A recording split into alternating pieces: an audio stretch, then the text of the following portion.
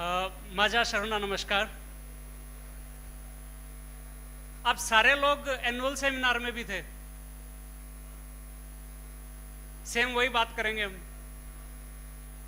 याद हो जाएगा।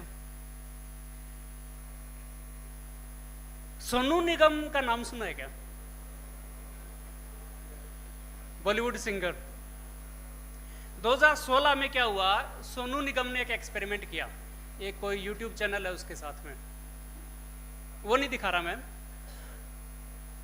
उसने क्या किया कि एक बूढ़े आदमी का भेस लिया, दाढ़ी वाड़ी लगा के, नकली मेकअप करके, एक गली में रास्ते में कहीं बैठ गया और गाने लग गया। किसी ने भी उसे नहीं पहचाना कि वो सोनू निगम है। मतलब क्या है इसका? सिर्फ एक आदमी ने उसको 12 रुपए दिए नाश्ते के लिए। वही सोनू निगम जिसका शो देखने के लिए हजारों लोग हजारों रुपए देते हैं। अभी इनॉग्रेशन सेशन में क्या हुआ कि मिस्टर डीबी मोगुल सर हैं, उन्होंने एक बात कही कि पैकेजिंग और मार्केटिंग काफी इंपॉर्टेंट है। आप क्या दे रहे हो, सोनू निगम की आवाज वही है, वो इंपॉर्टेंट नहीं है। पैकेजिंग कर रहे हो आप, उसकी ब्रांडिंग कर रहे हो क्या, वो इंपॉर्टेंट है। तो काफी अच्छी बात बोली उन्होंने। तो आप इस पे ध्यान दीजिए कि ब्रांड इंपॉर्टेंट है। जैसे अभी ज्यादातर जो बगायतदार है, मैं देखता हूं आईफोन है उनके पास में। आपको पता है एप्पल कुछ नहीं बनाता, एप्पल सिर्फ नाम है। एप्पल सिर्फ रिसर्च करता है, डिजाइन बनाता है, पूरा मैन्युफैक्चरिंग आउटसोर्स करता है। ब्रांड का ये वैल्यू है और one of the richest companies है दुनिया के अंदर में। तो आप सोचिए कि कैसे ब्रांड है उसको प्रमोट कर सकते हैं। ब्रांड के साथ में क्या होता है, इंपॉर्टेंट क्या है ब्रांड के साथ में, ब्रांड क्यों चलता है? ब्रांड के साथ में ट्रस्ट, विश्वास इन्वॉल्व होता है कि ये नाम है, इसके ऊपर में मैं विश्वास कर सकता हूं, आंख बंद करके ये चीज अच्छी ही होगी। आपके अंगूर के अंदर में भी आपको ब्रांड डेवलप करने की जरूरत है। या तो आप कलेक्टिवली कर सकते हैं एक साथ मिलके, या फिर इंडिविजुअली आपका बड़ा बगीचा है, आप अकेले भी कर सकते हैं। जैसे मैं देखता हूं कई हैं बगायतदार जो खुद से मार्केटिंग करते हैं, अपना खुद का एक ब्रांड का नाम है, खुद के फार्म के नाम से उसको मार्केटिंग करते हैं। इस बारे में आप सोचिए कि अगर आपको ज्यादा फायदा कमाना है तो कस्टमर के मन के अंदर में विश्वास होना चाहिए कि आपका अंगूर अच्छा है। सिर्फ नाम से आपका अंगूर बिकेगा। दूसरी चीज, मिस्टर पाटकर जी थे, उन्होंने बोला, जितना मराठी मुझे समझ में आया उसके हिसाब से, कि एआई का बात किया उन्होंने, आर्टिफिशियल इंटेलिजेंस का, कि पेस्ट फोरकास्टिंग के लिए जो आर्टिफिशियल इंटेलिजेंस है उसका प्रयोग करके पेस्ट डिजीज है कब आएगा, 3 दिन 5 दिन के अंदर में उसकी जानकारी आपको दें। ये ऑलरेडी है सर्विस एनआरसी ग्रेप्स का। सावंत साहब के टाइम में हमने डिजीज का बनाया था और पेस्ट का भी बनाया था इंफॉर्मेशन, और अलग अलग कंपनीज हैं जिनको ये हम लाइसेंस पे देते हैं इंफॉर्मेशन। अगर आप प्ले स्टोर में जाएंगे, गूगल प्ले स्टोर में, आईफोन का मुझे पता नहीं है या नहीं,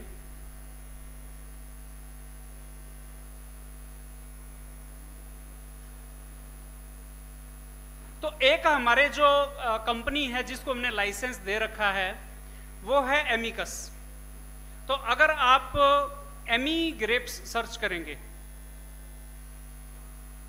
तो उनका ऐप आ जाएगा, जिसके अंदर में क्या है, वो बाकी जानकारी भी देते हैं, वेदर फोरकास्ट देते हैं, और एनआरसी ग्रेप्स का जो पेस्ट और डिजीज का फोरकास्टिंग सिस्टम है और ऑटोमेटेड एडवाइजरी सिस्टम है उसकी इंफॉर्मेशन भी देते हैं। साथ ही साथ मिट्टी और पानी का जो है क्या मतलब सिचुएशन है, उसके हिसाब से मिट्टी, पानी, न्यूट्रिएंट है, पोषक अन्नद्रव्य है, वो कैसे देने चाहिए, उसकी जानकारी भी इसके अंदर में मिलती है। कुछ और फर्म हैं जिनको भी हमने लाइसेंस दिए थे, पर मुझे नहीं पता वो आप तक पहुंच पाए हैं नहीं पहुंच पाए, एक्सपेरिमेंटल स्टेज के अंदर में थे बहुत से कंपनीज। जैसे एनुअल सेमिनार में हमने बात की थी कि चर्चा सत्र में क्या होता है कि मैं स्टेज के ऊपर आता हूं, आपको भाषण देके चला जाऊंगा। जितना मैं आपको बता रहा हूं, मतलब कितने सारे लेक्चर होंगे आज पूरे दिन के अंदर में, आपको कम से कम 8-10 लेक्चर सुनने को मिलेंगे इनॉग्रेशन से लेके अब तक। कितना आपको समझ में आएगा कितना आपको याद रहेगा? आपको क्या चाहिए? चर्चा सत्र का महत्व इसलिए है कि आपको कंसेप्ट क्लियर हो जाए कि बेसिक क्या कंसेप्ट है। जब भी आप उसके बारे में फिर बाद में एक्चुअल सिचुएशन आएगी, पढ़ेंगे, तो आपको याद आएगा कि डॉक्टर यादव हैं, डॉक्टर निकुंबे हैं, उन्होंने उस टाइम वो बोला था। तो आपको थोड़ा सा आइडिया लग जाए, उसके लिए बस चर्चा सत्र है। अब आपको क्या चाहिए? आपको हर हफ्ते जानकारी चाहिए कि अगले हफ्ते मेरे बगीचे में क्या होने वाला है, उसके लिए मैं क्या करूं। तो एनआरसी ग्रेप्स पिछले 15 साल से क्या कर रहा है कि अपनी वेबसाइट पे, आप एनआरसी ग्रेप्स की वेबसाइट पे जाइए, एनआरसी ग्रेप्स सर्च कीजिए,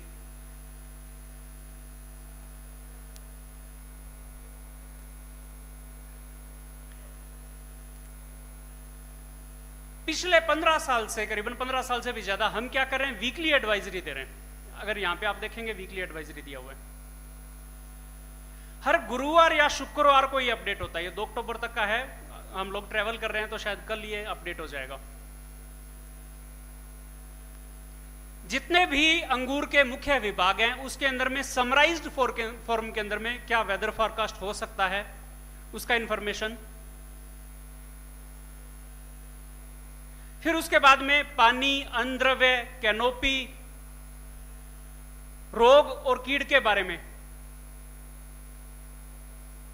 एक हफ्ते के लिए क्या एडवाइजरी है, उसकी संपूर्ण जानकारी आपको मिल जाएगी। ये डिजीज का है, मुख्य विभागों में क्या क्या समस्या चल रही है और उसके हिसाब से क्या क्या करना चाहिए। ये एडवाइजरी जो है ये कई सारी भाषाओं में है। अगर आपको मराठी में चाहिए तो आपको मराठी में मिल जाएगा।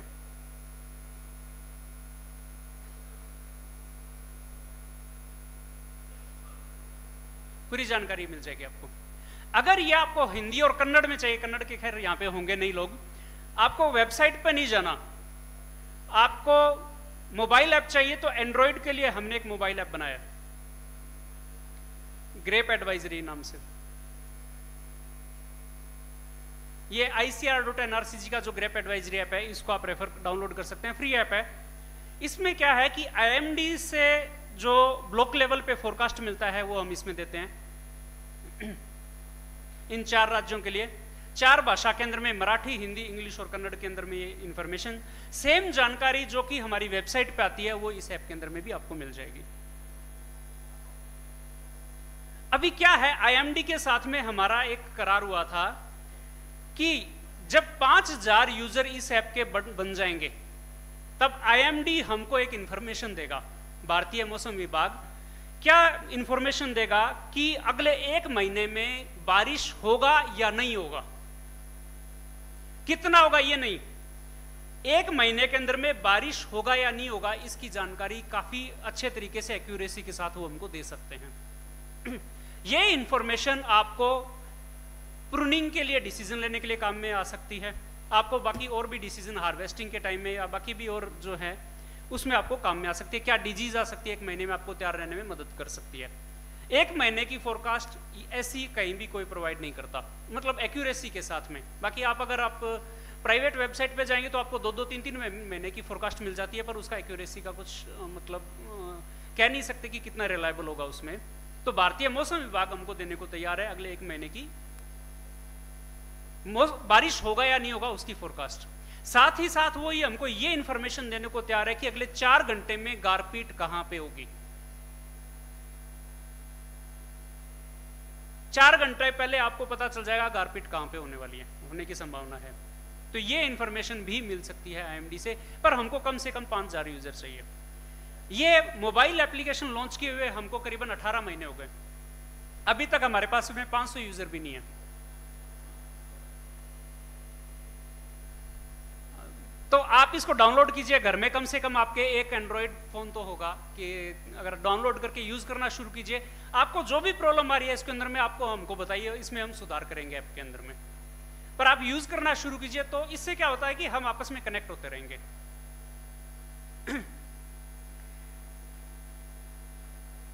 एक और मोबाइल एप्लीकेशन है हमारा, वो पता नहीं कितना यूजफुल होगा आपके लिए, पर एक बनाया था हमने डेल्टा टी कैलकुलेटर नाम से।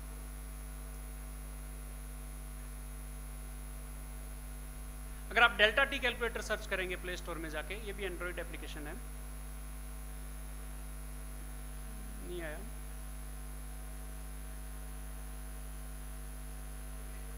अभी सर्च कर रहे, नेट ऑफ हो गया।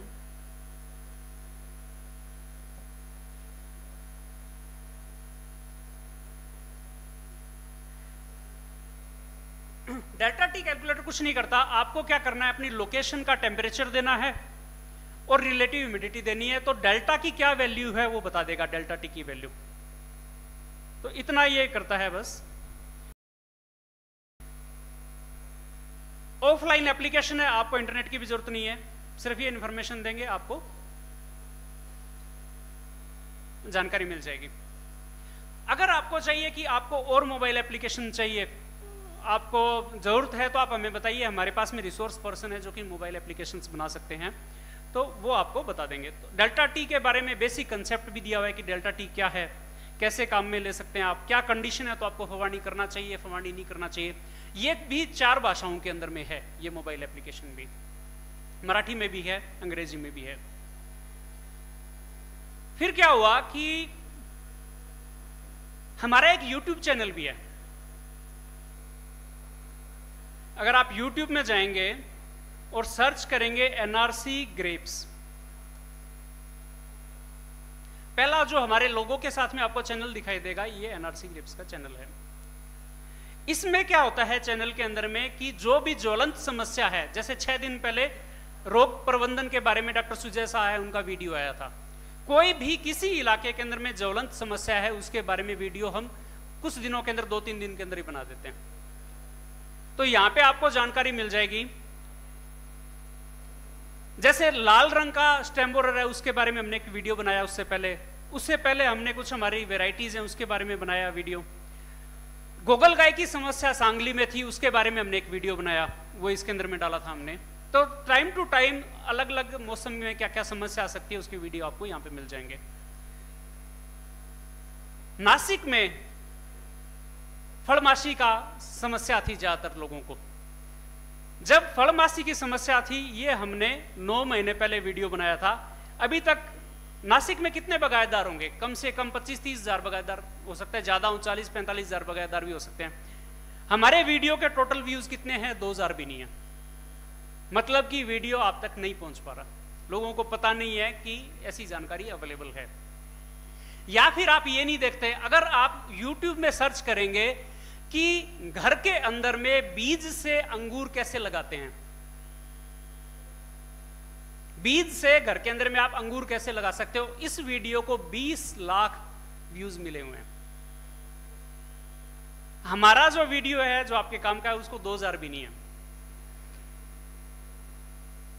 अगर अंगूर में ड्रोसोफिला को कैसे नियंत्रण करना है, उसके बारे में ये वीडियो है। अगर आवाज सही हुई तो इस वीडियो को आप सुनिएगा, देखते हैं।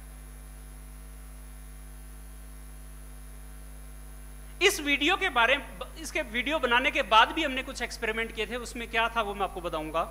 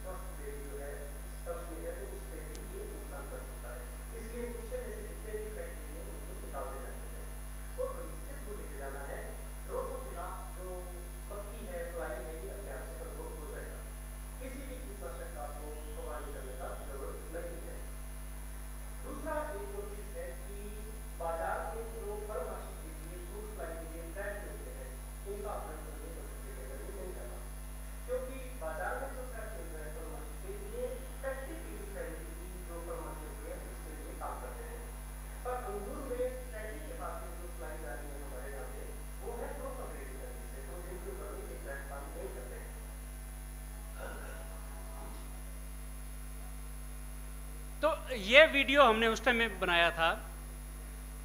ड्रोसोफिला फैमिली के जो फ्लाइज हैं, 2 प्रजाति हैं जो कि अंगूर के अंदर में आते हैं और सभी देशों में आते हैं, सिर्फ भारत में नहीं आते।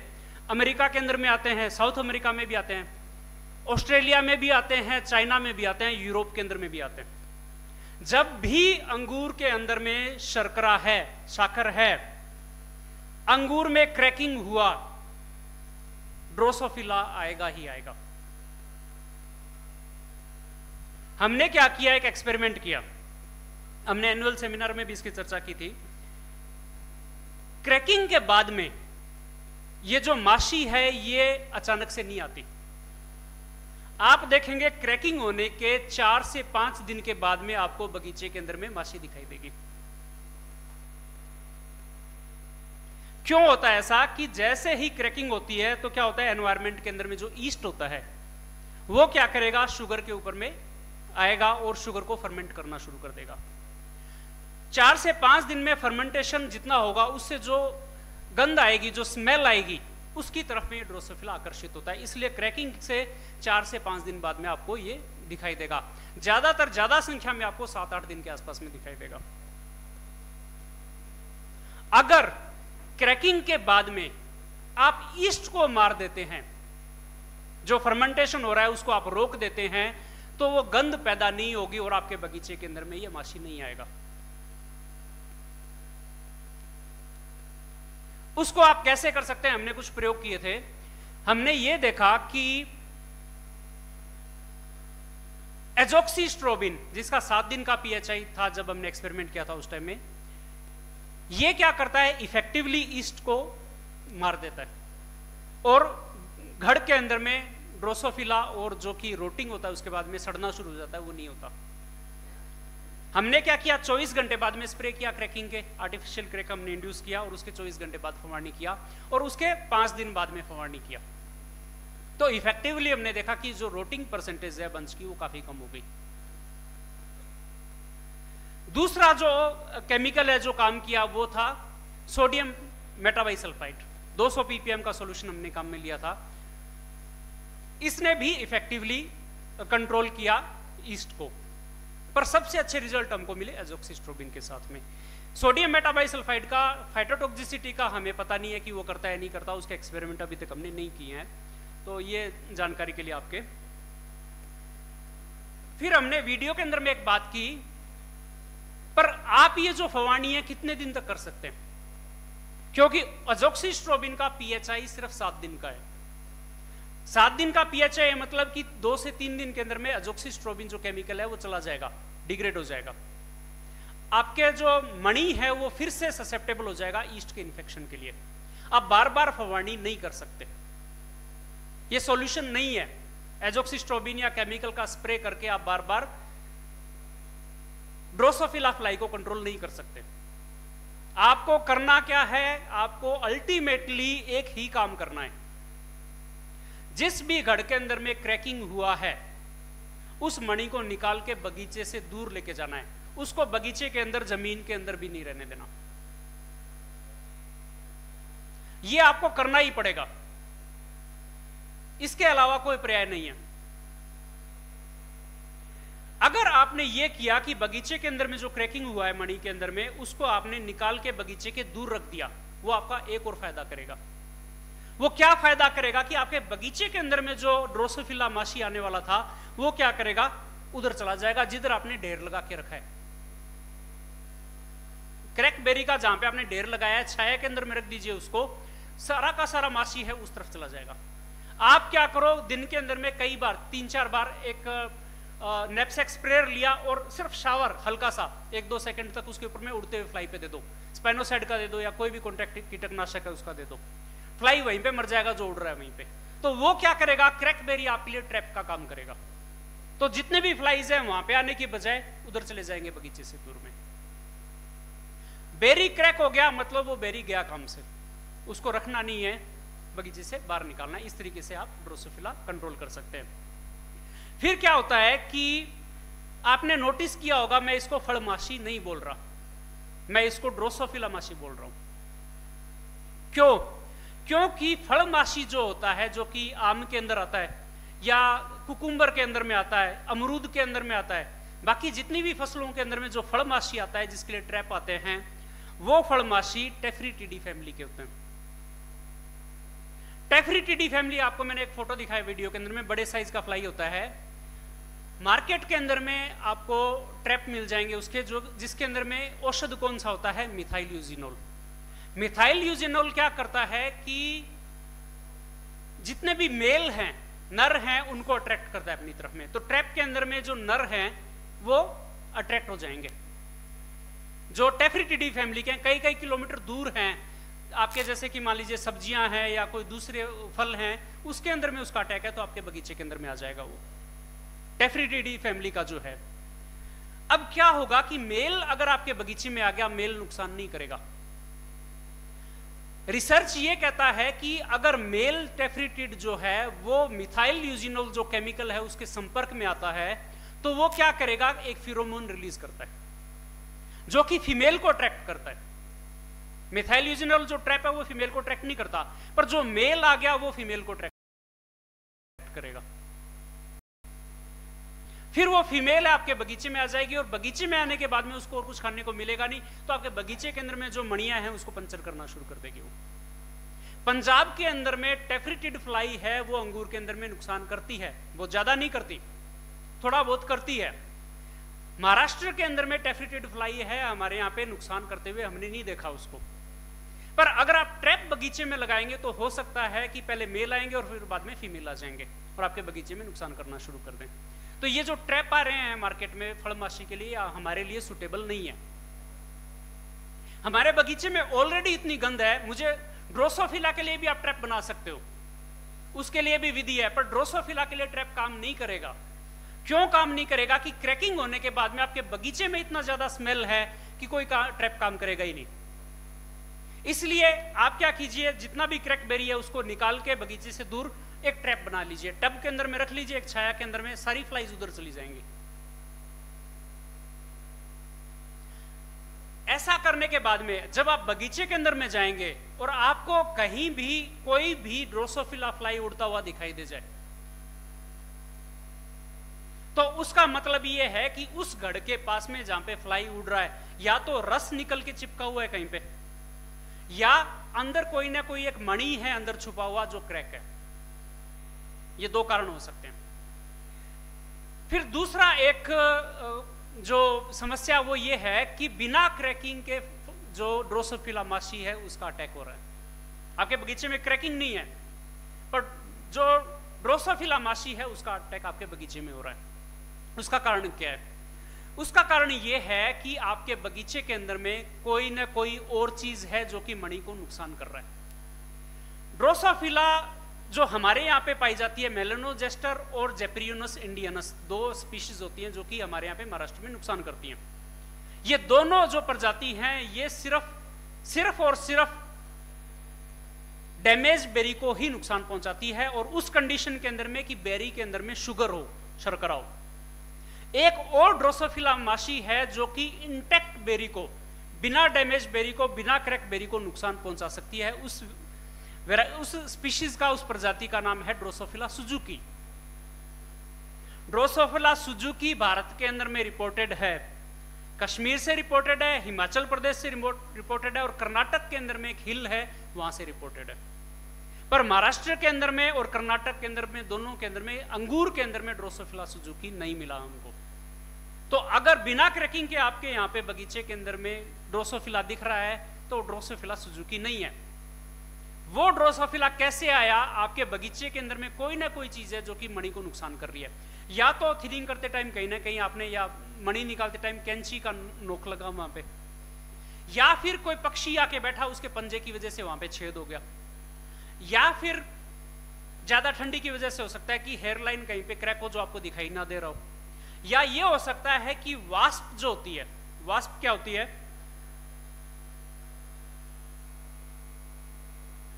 मराठी में क्या कहते हैं वास्प को? ये ऐसा जो होता है, जो पीछे उसके डंक होता है जिसमें जहर होता है, ये वास्प आपके बगीचे में आके, या हनी बीज हो सकती हैं, और भी चीज हो सकती हैं जो कि जब मणि ओवरराइप हो जाता है उसकी तरफ ये अट्रैक्ट होते हैं और उसमें नुकसान कर सकते हैं। तो बिल्कुल पिन होल जैसा वो डैमेज करते हैं, उसके अंदर में भी ड्रोसोफिला आके अटैक कर सकता है। तो ये ड्रोसोफिला के बारे में कि बेसिक जानकारी कैसे इसको कंट्रोल करते हैं। दूसरी मुख्य समस्या, मैं ज्यादातर बागायतदार है उनसे बात कर रहा था कि उड़दिया की समस्या जिन्होंने छांटनी की है उनके बगीचों में दिखाई दे रही है। उड़दिया कंट्रोल करना बहुत आसान है, पर कंट्रोल नहीं होता।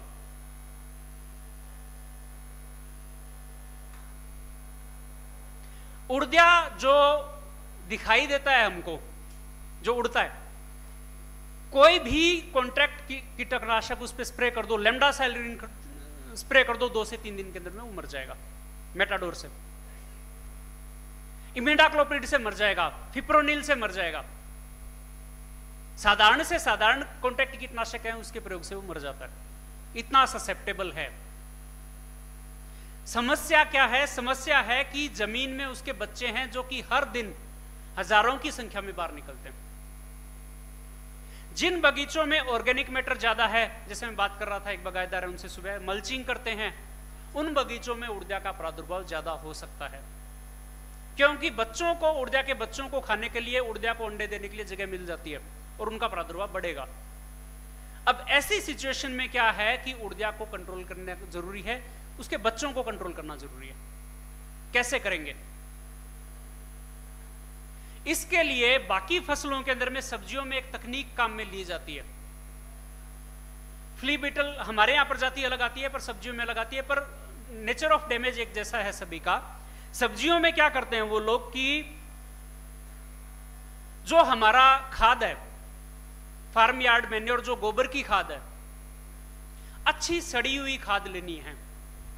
मतलब कम सड़ी हुई खाद नहीं लेनी, अदरवाइज उसमें क्या होता है, माइक्रोबियल एक्टिविटीज और केमिकल प्रोसेस चलते रहते हैं, वो गर्म हो जाती है और आगे भी सड़ती रहती है, वो सुटेबल नहीं है। अच्छी सड़ी हुई खाद लेनी है।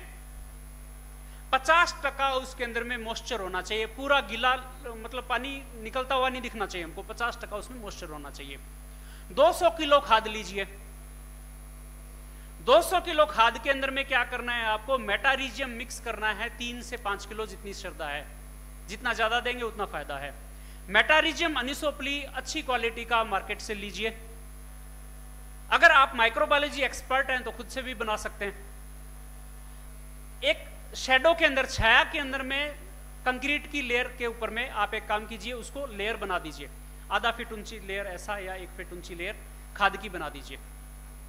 50% उसके अंदर में मॉइस्चर होना चाहिए। उसके बाद में क्या कीजिए, मेटारिजियम जो आपने लिया है उसका स्प्रेयर से उसके ऊपर में फवारनी कर दीजिए। मतलब कि FYM को आपने मेटारिजियम के साथ में इनोकुलेट कर दिया है। मेटारिजियम को 14 से 15 दिन तक वहां पे ग्रो होने दीजिए FIM के अंदर में, खाद के अंदर में। फिर उसको क्या कीजिए, आप जमीन के अंदर में मिलाइए। जमीन के अंदर में मॉइस्चर होना चाहिए, और जब आप FIM है उसके अंदर में कंटिन्यूस मॉइस्चर मेंटेन करके रखिए, ताकि 15 दिन के अंदर में मेटारिजियम वहां पे ग्रो हो जाए। ये खाद जब आप बगीचे के अंदर में लेंगे, मल्चिंग करने से पहले उसके नीचे डाल देंगे, जिसमें मेटारिजियम खूब सारा डेवलप हो गया, तो वो क्या करेगा, मेटारिजियम उड़दिया के बच्चों को मारने में आपकी मदद करेगा। उड़दिया क्यों बढ़ रहा है, उसका एक कारण ये भी हो सकता है कि हम बहुत ज्यादा केमिकल का ड्रेंचिंग कर रहे हैं जमीन में। मिलीबग मारने के लिए हम क्या करते हैं, मिलीबग काफी डेंजरस है, काफी नुकसान किया है पुराने टाइम में, काफी बुरे अनुभव हैं हमारे मिलीबग को लेके। तो क्या है कि इस डर से कि मिलीबग ना आ जाए, हम सॉइल ड्रेंचिंग करते हैं। इवन खोड़ कीड़ के लिए सॉइल ड्रेंचिंग करते हैं कुछ लोग, जबकि खोड़ कीड़ के ऊपर में सॉइल ड्रेंचिंग काम नहीं करता। कोई फायदा नहीं है खोड़ कीड़ के लिए जमीन के अंदर में औषध देने का। मिलीबग पे भी पता नहीं कितना अच्छा काम करता है। अभी हमको रिजल्ट ज्यादातर कीटनाशक का ड्रेंचिंग से नहीं मिल रहा मिलीबग के लिए। हो सकता है कि जिस औषध का हमने सॉइल ड्रेंचिंग के लिए प्रयोग किया है, उसकी वजह से फ्ली बीटल के बच्चों को मारने के लिए जमीन के अंदर जो मित्र कीट थे वो खत्म हो गए। इस वजह से फ्ली बीटल का प्रादुर्भाव बढ़ना शुरू हो गया। तो एक रीजन हो सकता है। तो कुछ साल कोशिश कीजिए कि बगीचों के अंदर में सॉइल ड्रेंचिंग मत दीजिए। धीरे धीरे देखिएगा कि किस तरीके से आपका फ्ली बीटल का पॉपुलेशन है वो चेंज होगा। मिलीबग कैसे कंट्रोल करेंगे फिर?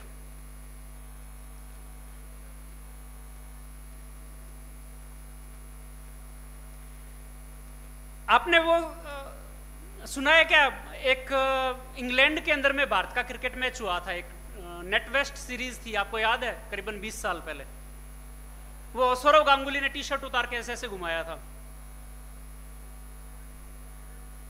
फाइनल मैच, शुरू के 4 प्लेयर जल्दी आउट हो जाते हैं। जितने टॉप नॉच प्लेयर हैं, सौरव गांगुली और शुरू वाले जो भी हैं, मैच कौन जिताता है? याद है? युवराज सिंह और कैफ। और उस मैच से पहले युवराज सिंह और कैफ के बारे में किसी को पता नहीं था। ये हमारा उड़दिया, फड़माशी, गोगल गाय, ये सारे युवराज कैफ हैं, मतलब कि बीच के अंदर में चमके हैं। हमारा मेन जो बैटिंग ऑर्डर है वो मिलीबग है। सचिन तेंदुलकर उस टाइम भी था, सचिन तेंदुलकर अब उसके बाद में भी था। हमारा सचिन तेंदुलकर मिलीबग है, भूलना नहीं है मिलीबग को। अभी पिछले कई सालों से मिलीबग से हमको राहत मिली हुई है, क्योंकि बारिश अच्छा हो रहा है। जब बारिश कम होना शुरू होगा तब मिलीबग फिर से आएगा, जैसे पुराने टाइम में होता था 2007-8-9 के आसपास में। मिलीबग कंट्रोल करने के लिए काफी आसान है मिलीबग कंट्रोल करना, पर हमको बेसिक चीज समझनी पड़ेगी।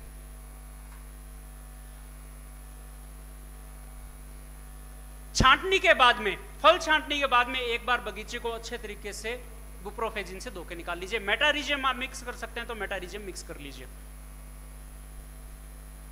उसके बाद में मिलीबग कंट्रोल करना बहुत ही आसान है।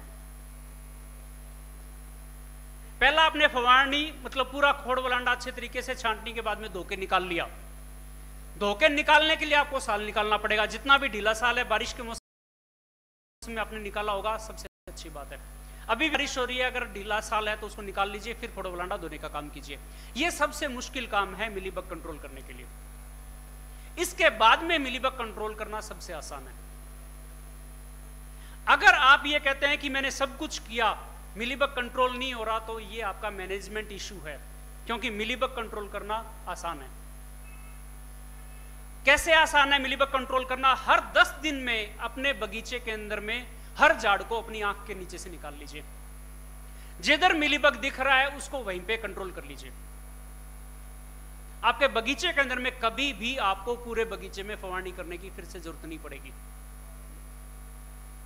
स्पॉट एप्लीकेशन करके हर 10वें दिन बगीचे के अंदर में मिलीबग कंट्रोल कर लीजिए। सिर्फ एक सिंपल सी चीज है। कोई भी झाड़ ऐसा नहीं होना चाहिए जो आपकी आंख के नीचे से हर 10 दिन में नहीं जा रहा। आपका मिलीबग भी कंट्रोल हो जाएगा, खोड़कीड़ भी कंट्रोल हो जाएगा। इस तरीके से जैसे ही आपको दिखे मिलीबग दिख रहा है उसको कंट्रोल कर लो, जैसे ही आपको दिख रहा है खोड़कीड़ दिख रहा है आपको वहीं से उसको निकाल के कंट्रोल कर लो। विद इन 10 सेकेंड्स खोड़कीड़ को आप निकाल के कंट्रोल कर सकते हैं। दूसरी इंपॉर्टेंट चीज मिलीबग कंट्रोल करने के लिए यह है कि आपका बगीचे के अंदर में जो घड़ है वो किसी भी चीज को टच नहीं करना चाहिए। किसी भी चीज के स्पर्श के अंदर में घड़ नहीं होना चाहिए। आपका घड़ जो है वो वलांडा को टच नहीं करना चाहिए, घड़ खोड़ को टच नहीं करना चाहिए, घड़ एंगल आयरन को टच नहीं करना चाहिए, घड़ तार को टच नहीं करना चाहिए, घड़ काड़ी को टच नहीं करना चाहिए, एक घड़ दूसरे घड़ को टच नहीं करना चाहिए। घड़ फ्री हैंगिंग होना चाहिए। जो घड़ किसी भी चीज को टच करता है, इवन सूतली जो है उसको भी टच नहीं करना चाहिए घड़। आप कभी सूतली को खोल के देखिएगा, उसके अंदर में मिलीबग केंडे दिखाई दे देंगे आपको। जो बांधने के लिए सूतली हम काम में लेते हैं उसके अंदर में भी आपको दिख सकते हैं मिलीबग। इसलिए अगर आपने ये किया कि हर 10 दिन के अंदर में आप मिलीबग कंट्रोल कर रहे हैं और कोई भी घड़ आपका किसी भी चीज को टच नहीं कर रहा, आपके लिए मिलीबग कंट्रोल करना बहुत आसान हो जाएगा। अब जिस साल मिलीबग आएगा उस साल बहुत आएगा मिलीबग। मिलीबग कंट्रोल करने में सबसे बड़ी समस्या हमारी क्या होने वाली है कि जो एक्सपोर्ट वाले लोग हैं, जो व्हाइट वैरायटी वाले हैं, वो क्या करते हैं? पेपर रैपिंग करते हैं, पिंक बेरी से बचने के लिए या कलर यूनिफॉर्म आने के लिए। पेपर रैपिंग के बाद में मिलीबग कंट्रोल करना मुश्किल हो जाएगा। आपने एक बार पेपर लगा लिया और मिलीबग ज्यादा है तो फिर पेपर रैपिंग के बाद में मिलीबग कंट्रोल नहीं होगा। तो मेरी आपसे क्या रिक्वेस्ट है, निवेदन है कि आप एक अल्टरनेट भी खोज के रखिए कि पेपर रैपिंग का जिस टाइम में मिलीबग ज्यादा है, आप कुछ अल्टरनेट कर सकते हैं क्या? पेपर रैपिंग का अल्टरनेट एक, जैसे पूना डिस्ट्रिक्ट में एक काफी बड़े बगायतदार हैं, उनके पास हम गए थे, वो कभी भी पेपर रैपिंग नहीं करते और एक्सपोर्ट करते हैं। वो क्या करते हैं कि 2 लाइन के बीच में शेड नेट लगाते हैं। मुझे नहीं पता कि पिंकबेरी उधर पूना में कम होता है या नासिक में ज्यादा होता है, मुझे आइडिया नहीं है, पर उनके यहाँ जो शेड नेट है वो काम करता है। तो आप उस झाड़ पे 10 या 15 झाड़ के ऊपर में लगा के देखिए कि कितना सक्सेसफुल ये हो सकता है कि 2 लाइन के बीच में आपने शेड नेट लगाया, उससे पिंकबेरी कम हो रहा है क्या, यूनिफॉर्मिटी जो है उसके अंदर में असर आ रहा है क्या, या आप अपनी कैनोपी है उसको मैनेज करके देखिए कि कैनोपी पूरा अगर टच कर रहा है आपस में तो उससे आपको बेनिफिट हो रहा है क्या। मतलब ज्यादा मत कीजिए, 5-10 झाड़ पे करके देख लीजिए एक्सपेरिमेंट, पर आपके पास में एक अल्टरनेट होना चाहिए, क्योंकि जिस साल मिलीबग आएगा ज्यादा, उस साल अगर आप पेपर रैपिंग करेंगे तो पेपर रैपिंग के अंदर में मिलीबग कंट्रोल करना मुश्किल हो जाएगा हमारे लिए। तो मिलीबग कंट्रोल करने के लिए खास तौर पे यही चीज है कि हर 10 दिन में जाके देखिए कौन कहां पे मिलीबग है, उसको वहीं कंट्रोल कर लीजिए। घड़ को फ्री रखिए, किसी चीज के साथ में टच मत होने दीजिए घड़ को, आपका मिलीबग आसानी से कंट्रोल हो जाएगा। औषध क्या क्या है आपको पता है, क्या क्या काम करता है। बुप्रोफेजिन सबसे अच्छा औषध है जो कि मिलीबग के ऊपर में काम करता है, प्रोवाइडेड आपने कवरेज अच्छा दिया। बुप्रोफेजिन के साथ में एक समस्या ये हुई हमारे लास्ट ईयर की, इतने सालों से हम बुप्रोफेजिन का रिकमेंडेशन दे रहे हैं, पर पिछले साल पहली बार ये हुआ कि 65 दिन के पीएचआई पे एक सैंपल फेल हुआ है बुप्रोफेजिन की वजह से। तो मतलब मेरे नोटिस में जो है वो ये है कि एक सैंपल 65 दिन पे उन्होंने पीएचआई मेंटेन किया, बुप्रोफेजिन का फवारनी किया और उनका सैंपल फेल हो गया। तो थोड़ा ध्यान रखिएगा कि 50-55 दिन के बाद में घड़ के ऊपर में आपका बुप्रोफेजिन जाना चाहिए या नहीं जाना चाहिए, अपने एक्सपीरियंस के हिसाब से थोड़ा देखिए।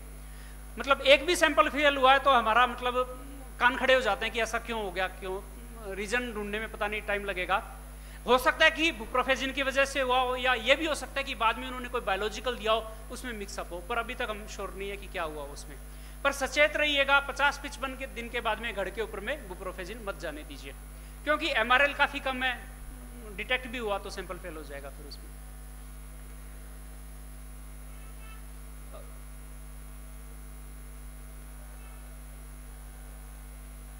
थ्रिप्स के बारे में थोड़ी सी बात करेंगे। सिर्फ मुख्य बात आपको पता है थ्रिप्स कैसे कंट्रोल करते हैं, सभी काफी टाइम से बागायतदार हैं। 2016-17 के आसपास में क्या हुआ कि इंडोनेशिया से भारत के अंदर में एक कीट आया, काले रंग का थ्रिप्स। ये वो काला थ्रिप्स नहीं है जो कि आज से 15-20 साल पहले अंगूर में आता था, वो दूसरा काला थ्रिप्स है। ये एक नया काला थ्रिप्स है जिसका वैज्ञानिक नाम है थ्रिप्स पार्विस्पाइनस, जो कि मिर्ची के अंदर में आता है, मिर्ची में काफी नुकसान करता है। पिछले 2-3 साल से हम अंगूर के अंदर में देख रहे हैं, अंगूर के अंदर में थ्रिप्स पार्विस्पाइनस हमको दिखाई दे रहा है। एनआरसी ग्रेप्स में भी दिख रहा है, सांगली में भी दिख रहा है और नासिक में भी दिख रहा है। पर हमको ये क्या करता है, थ्रिप्स पार्विस्पाइनस काले रंग का थ्रिप्स फूल आने की अवस्था के अंदर में अंगूर के अंदर में आता है। फूल आने की अवस्था से पहले भी नहीं होता, फूल आने की अवस्था के बाद में भी दिखाई नहीं देता हमको, थोड़ा बहुत सेटिंग के टाइम में आपको दिख जाएगा। पिछले साल पहली बार हमको ये अंगूर में नुकसान करता हुआ दिखाई दिया। जब तक नुकसान नहीं होता था हमने इसकी बात नहीं की, पर पहली बार हमको ये अंगूर में नुकसान करता हुआ दिखाई दिया। एक एक घड़ के ऊपर में 12-12, 15-15 थ्रिप्स हमको दिखाई दिए। जो नई मणि है सेटिंग के बाद में उसमें ये नुकसान कर रहा था। अनेक्सर 5 के अंदर में जितने भी केमिकल हैं थ्रिप्स के लिए, कोई भी औषध इसके ऊपर में काम नहीं करता। कंट्रोल कैसे करेंगे? सितंबर महीने में क्या हुआ, CIB-RC ने एक नए केमिकल को लेबल क्लेम दिया अंगूर में प्रयोग करने के लिए।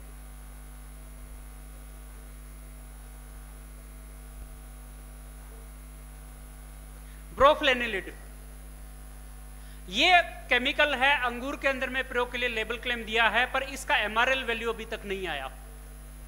तो MRL वैल्यू आ जाएगा तो ऑफिशियली लेबल क्लेम के साथ में लोग बेचना शुरू कर देंगे ये अंगूर के लिए। पर आपकी जानकारी के लिए बता रहा हूं पहले कि ये एक केमिकल है जो कि काले रंग के थ्रिप्स के ऊपर में काम करता है।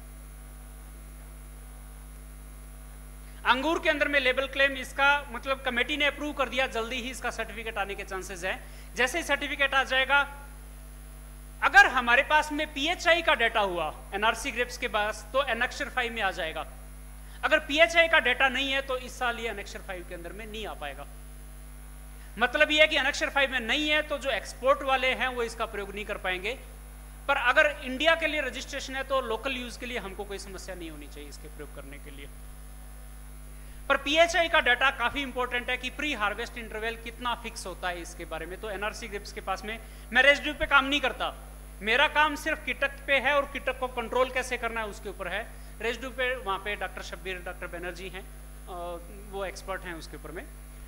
तो मैं पीएचआई का इंफॉर्मेशन आपको नहीं दे सकता क्या है, पर ये जो औषध है ये काले रंग के थ्रिप्स पे काफी अच्छे तरीके से काम करता है।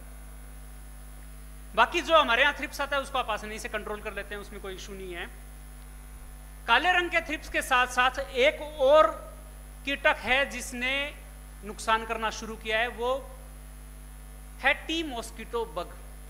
अगर आप बगीचे में जाएंगे, आपको सैकड़ों की संख्या में बगीचे में आप घूम रहे हैं तो मच्छर जैसे उड़ते हुए दिखाई देंगे। अगर घास ज्यादा है बगीचे में, तन ज्यादा है, तो आपको ज्यादा दिखाई देगा ये। अगर आपको ऐसी सिचुएशन दिखाई देती है तो ये टी मॉस्किटो बग हो सकता है। पिछले 7-8 साल से इसको हम अंगूर के अंदर में देख रहे हैं, पर पिछले साल तक अंगूर के अंदर में हमने कभी नुकसान नहीं देखा। पिछले साल पहली बार अंगूर के अंदर में ये हमको नुकसान करते हुए दिखाई दिया, और नासिक में काफी ज्यादा नुकसान इसका हमको देखने को मिला।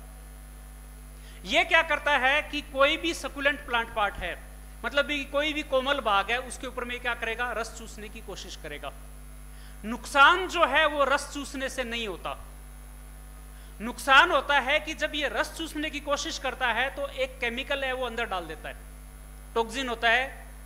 वो क्या करता है कि जिस पार्ट में इसने रस चूसने की कोशिश की है वहां पे उसको वो बुरा बना देगा। कुछ टाइम बाद में वहां पे नेक्रोसिस भी हो सकता है, वो पार्ट मर भी सकता है। तो फिर क्या होगा कि जैसे मेनली ये डंठल के ऊपर नुकसान करता है, नई जो काड़ी है या नया जो डंठल है घड़ का, उसके ऊपर नुकसान करेगा। और फिर क्या करेगा, आगे न्यूट्रिएंट का जो अंदर है उसका फ्लो नहीं जाएगा और वो आगे जाके अफेक्ट हो जाएगा। और काफी ज्यादा मात्रा में नुकसान पिछले साल हमको दिखाई दिया। कंट्रोल करना इसको बहुत आसान है। टी मॉस्किटो बग जो है,